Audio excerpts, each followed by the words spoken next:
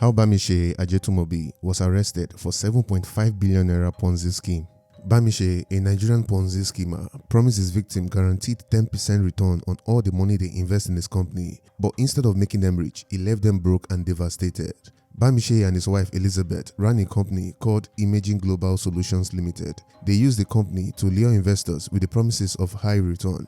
But in reality, they were just using money from new investors to pay off old investors, which is a classic Ponzi scheme and it is never sustainable. Eventually, Bamishe's fraudulent Ponzi scheme came to an end in 2021 when there was no new investors to keep the scheme alive. When they couldn't handle the heat of their creditors and the authorities, Bamishe and his wife fled Nigeria with billions of naira of their investors' money. They were on the run for over a year, but Bamishe was eventually arrested by the Interpol in Ivory Coast, while his wife Elizabeth remained on the run.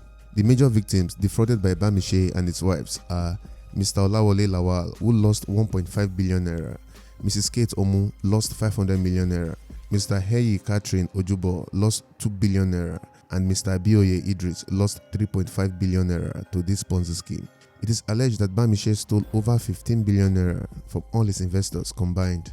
Well, in July 2023, Bamishe was extradited back to Nigeria to face trial for his crime. He pleaded not guilty to 12 counts of fraud, but was remanded at the Ikoyi Correctional Facility until his trial begins in November 2023. The Ajetunmobi story is a cautionary tale for anyone considering investing in a Ponzi scheme. If it sounds too good to be true, it probably is. Do your research before investing any money. And remember, stay safe.